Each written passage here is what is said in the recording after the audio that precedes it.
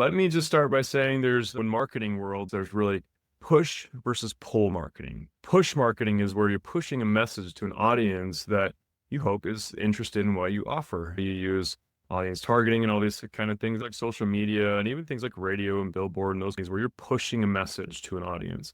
What I love about pull marketing though, is that you're attracting somebody who's already voiced their own interest in what you offer, just being found when they're looking for what you offer. You're listening to Brainwork Framework, a business and marketing podcast, brought to you by focus-biz.com. Welcome back to another episode. With us today is the co-founder of WebTech, Justin Crawmer. WebTech is a full-service digital marketing agency specializing in SEO, PPC, CRO, content creation, web design, and much more. So excited to have him on today. Justin, how you doing? Good, Chris. How are you? Of course, it's our pleasure, man. We always like to ask our entrepreneurs, tell us about your journey. What were you doing before that kind of led you into what you're doing with WebTech today? I guess in terms of the marketing world, I've been an entrepreneur my whole life. I started with a candy store and then a window washing business, and then rock chip repair became a thing for me. I was working for an auto glass company doing rock chip repair and windshield replacement sales. I eventually started my own. And with that company, I built my own website using GoDaddy website, it was called at the time. And I published it to the web, and then I went to Google that next day and typed in Utah Auto Glass Company, and I was like, I'm a Utah Auto Glass Company. Why am I not found? And that started me down the rabbit hole of figuring out SEO and how to get my own website ranked. And then it led me into affiliate marketing, where I was doing actually lead generation in the auto insurance space, where I started doing lead generation I had a website called getautoinsurance.net. And I actually, back in the day, I started doing affiliate marketing in the lead generation space for auto insurance leads. I set up a website. It was called getautoinsurance.net, and I got it ranking number 1 and number 2 for the phrase cheap car insurance and cheap auto insurance. And I was above Geico and Progressive and all the big brands. And I found myself making a bunch of money in the affiliate marketing world, which allowed me to leave my position that I had at a company called CHG Healthcare, where I was working in the marketing agency. It was a big company that had 7 brands. And the way that I kind of got myself into that position as SEM manager at CHG was by being able to show them that I could rank these other websites. And I kind of really established my career there. When my affiliate marketing business took off, I left the company and they offered to keep me, and I ultimately turned them into my first client. And that's where WebTech began, was with my old former employer was my first client. That was a little bit of my journey. There's a lot more there, but I kind of started out as an entrepreneur, found myself in the corporate world, and found myself working myself out of the corporate world through marketing. And I was actually met my business partner, Scott, with WebTech. I met him while I was at CHG, and he's who I call the grandmaster of SEO. He's head and shoulders above anybody else I had ever worked with. That's how we met. And then we formed an agency together, and it's kind of been, I guess, history ever since. It's part of the journey. It always feels like we can never really hit all the points that we as entrepreneurs go throughout our journey, but it all is an influence and a learning experience to where we are today. And I see a lot of entrepreneurs who will use their past experience and go into a same industry. If you were working in healthcare, someone goes into healthcare. If you're in the rock chip industry, then you go into rock chip. So it's to see that evolution. To create this brand and everything you've done, congratulations to that. But let's dive in more into just the expertise of everything that you're doing and how it can help other entrepreneurs. SEO is search optimization. I feel like this is where most people go to find solutions to their problems. They're going to research. And if you show up, I feel like you're going to be a much more warm, pre-qualified lead, as opposed to maybe doing some cold outbound or some other lead generation tactics. Do you agree with SEO in that aspect? And what are we seeing as far as the trends and changes with AI and the no-click search results? That's great. Let me just start by saying in marketing world, there's really push versus pull marketing. Push marketing is where you're pushing a message to an audience that you hope is interested in what you offer. You use audience targeting and all these kind of things like social media and even things like radio and billboard and those things where you're pushing a message to an audience.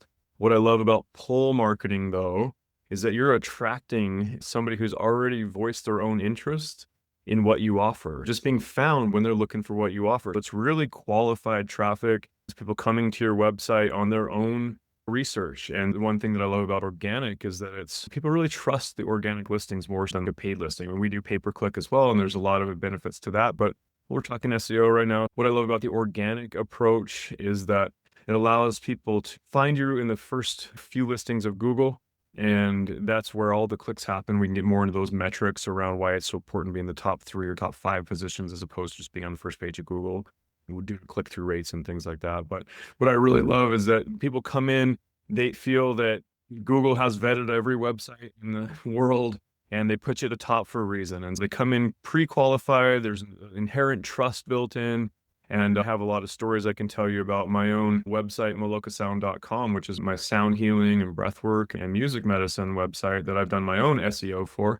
And it's been really cool to see how that has grown from no visibility to people coming in from all over the place, asking for me to do private sessions for them or group events or wanting to know when my next event is or anything like that, because they're searching for sound practitioner near me, one of those types of things. And when they come in, they're already ready to go. It's such an easy sell. You don't have to be pushy. You're just basically just, here I am. And it's a much better approach. I'd much rather attract than chase.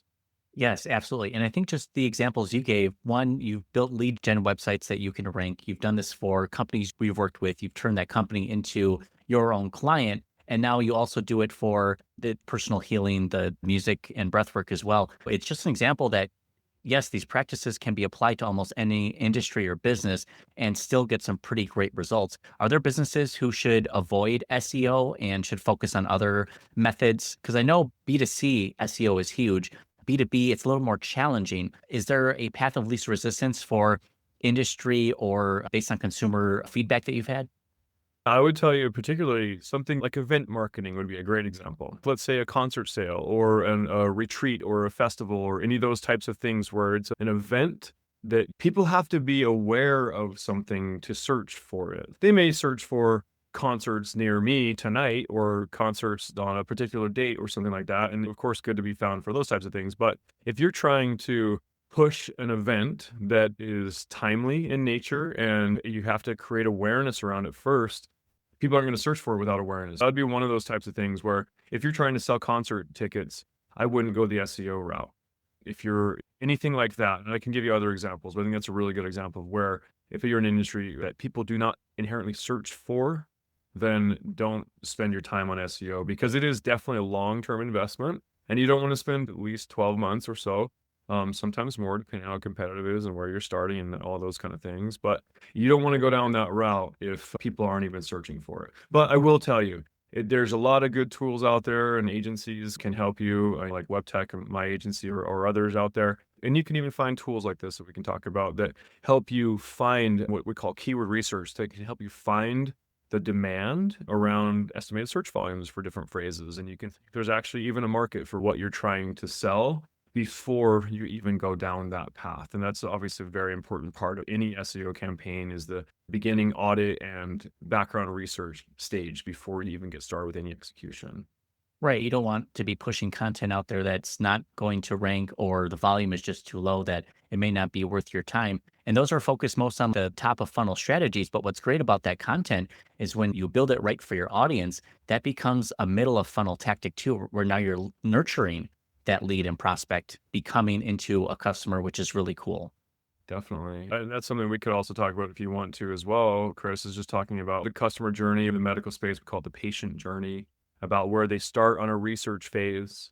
Let's just use the patient journey, for example. In the medical world, people will start by looking at a symptom first. Maybe they have some sort of rash, looking at the symptoms for their certain type of rash.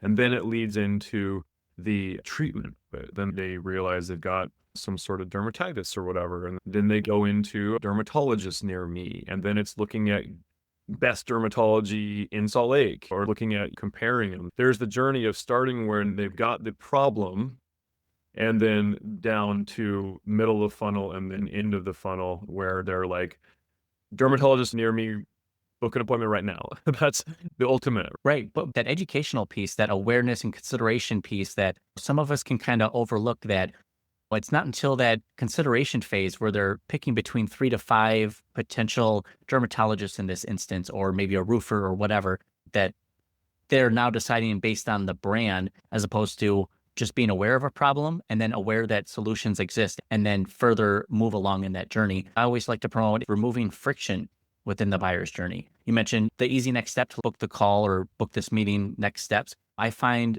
the friction is often a point where people aren't sure where to go or what the next step might be. I feel like that's a huge piece of that buyer's journey is removing that friction or any obstacles that they might face. And I think we get that through some of our analytics, just looking at past campaigns. Where did they get stuck? And I think that's a really good point that I think a lot of SEOs might overlook. And one of the things that we really specialize in is CRO, conversion rate optimization. And I will just say the four main pillars of conversion optimization that we look at are value proposition. When you're looking at a landing page, when someone lands on a landing page of a website, we're considering four main things, and there's a lot more that goes into it. But to keep it simple, the value proposition. Value prop is like, what is it that you offer and what kind of sets you apart from your competitors and what is your value proposition? I think that's probably a word that people most likely will understand.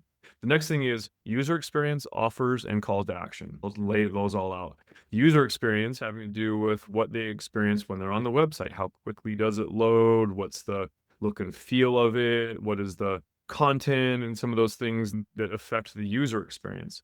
The calls to action, those are going to be things like book now, chat with me. The three big ones in lead generation are going to be click to call, click to email, and form submission for the most part. And then you have those other ones I just mentioned.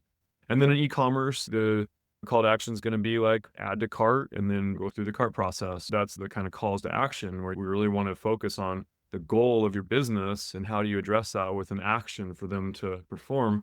And then the last part is offers. Really understanding, and this comes down also to competitive analysis and things like that we can get into, but the offers is like buy one, get one free, book a free 30-minute consultation, whatever the offer is to kind of get them to reach out to you and looking at those four main things. But I think the reason why I want to also bring up that is because it's interesting that Google looks so closely at engagement scores. We used to measure engagement by looking at things like time on site, bounce rates, pages per session, funnel metrics, things like that, where we would look and see how engaged people are on your website. And this is prior to Google Analytics 4, GA4, it's called, kind of the new version of Google that came out. It's been a little while now, but they rolled that out slowly and eventually now everybody's on GA4.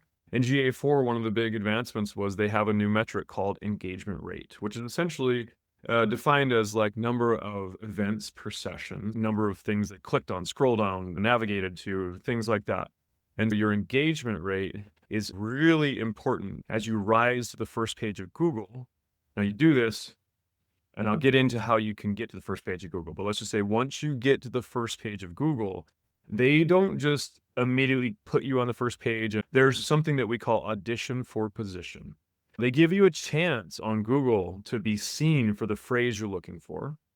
And then they're going to look at your engagement rate relevant to the other websites that are on the first 10 listings of Google or further down also. But mainly they're looking at what is the best website for this query, because it all has to do with the user experience of the search engine. And they care a lot about that, of course. When you get to the first page of Google, that engagement score becomes super important, not only for your actual traffic coming to your website. Of course, you want to engage that. You want to have high conversion rates just because you want to squeeze the most conversion out of every visit. But Google cares a lot about it. And we have some clients, we do all this work with great content and off-page link building up authority, relevancy, and trust through all of the SEO things that we do, but they may have some resistance around putting up certain offers or different things to have some technical issues or legacy software or something that limits their ability to create a really good engagement score. And if they do that, they're going to slip in rankings. It's like Google would actually prefer a newer website that doesn't have as much legacy, as we say in the world. If you have an aged domain, lots of brand equity and brand history and all these links pointing to the website and all these kind of things, we call like that's essentially like your equity. But if you get to the first page of Google with all that legacy, but you don't have a good user experience and good engagement, Google doesn't care as much. They'd rather take the shiny new kid on the block that provides a really great user experience, answers the question, is really mobile friendly, has great offers, all these things. That actually kind of trumps the legacy. Now, however, the best situation is to have a lot of legacy, a lot of domain equity, relevancy, authority, and trust that you've built up over time, and have a great engagement and user experience and CRO elements all in place. That's the kind of ultimate situation is we find a client who's got good legacy with poor on-page and poor CRO. We come in and optimize that, and all of a sudden you harness all the link power that you've already got, and then you start getting the rankings. And then when the rankings drive traffic, then you tweak and optimize the conversion, the CRO experience. That is so true, and similar experiences for me as well. But I think it kind of shines a light on there being some hope for the new kid, the new business on the block who wants to rank and feeling like if just I could get some eyeballs on this and people could test my experience here, what that could do for my business. And same for other businesses who have invested heavily into SEO, but not the CRO side, where it's really keeping users on the page, clear next steps to the buyer's journey without complicating them. Because if you make it too complex and they're engaging, but they're going to back out real quick. They're going to be like, no, thanks. I'm not interested. If you make a great experience, you can build this trust, expertise, and authority through Google, but it gives us hope for new businesses who are just kind of starting out and just want to get out there. Definitely. And things are evolving so quickly. I think it's probably a good time to talk about SEO has always been search engine optimization, right? That's the term that it's SEO related to. But now, with all the evolution of AI, with the chat GPTs and what we call answer engines in Gork and Claude and Gemini, the ones that are these new platforms that people are going to search, we're really calling it search everything optimization or search experience optimization around the whole search world, essentially, the way that people search. There's another term that's important too as well now called answer engine optimization, or AEO. How do you get yourself found within ChatGPT? It's a whole other algorithm, which actually happens to be similar in a lot of ways to Google in terms of how they build their knowledge base and all those kind of things. A lot of what we've been doing for a long time with effective link building and content creation and what we call social promotion and distribution through syndication and things like that, where we're taking content and building conversations and links pointing back to the domain as the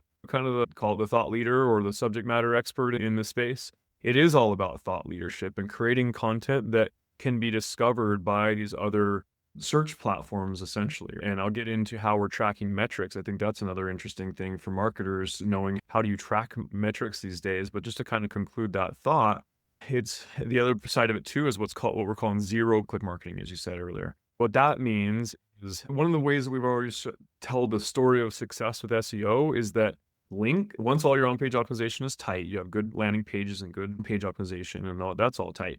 Once that's done, then we always say that links lead to rankings, rankings to impressions, impressions to traffic, and traffic to conversion. Ultimately, the goal is about conversion, but you can't just do SEO and show conversion right away. It's a journey. We show that as we build these links, you get to the first page of Google. And then as you start to get on the first page of Google, you get what's called an impression. They just saw you on Google. And then as you get into the traffic driving positions, the top 3 to 5 is really where the majority, like the 90+% of clicks happen in the top 3 to 5. If you're not there, you're not getting clicked on, but you got to get impressions first. But then the traffic goes to the website and the website converts it. Now, because of zero-click marketing, just to explain what that means that people are going to Google and seeing the AI overview now, and they're getting the answer to their question without even going anywhere besides the search results page. It's a SERP, we call it, the search engine results page. They're getting the answer right on the SERP. And that's a whole other piece of real estate that's really important. How do you get placement within that box of Google? And that actually ends up coming down to a lot of really good off-page optimization, a lot of really good content creation, and being a thought leader, which ends up working really well for ChatGPT and Quarks and all those other out there. And what's been working well for creating good quality content, thought leadership, is now working in this new world of AI. And I think a good point to stop for a second. No, it's great information and really insightful because just the way we try to reason why we do SEO and following the stages of that journey really highlight we're really just auditioning for position here, and they want to match the user intent. And as trends change, as people are asking ChatGPT and these other LLMs for the information, where does that leave us as marketers for SEO and take it to another level? But I just think it highlights the importance of being found, getting found online, and making that information easily accessible for both people and for AI. Exactly. It's just a matter of getting found and being the thought leader. And it's been about that for a long time. It's just the platforms are evolving now. It's just AI is evolving how people are engaging with their searches, but it's all still super important stuff. If you've been doing SEO the right way for a long time, you're benefiting now from this. And I think in terms of tracking, I don't know how nerdy we want to get into this, but Google doesn't even have a channel. Within Google Analytics, they have different channels where you can look at your traffic.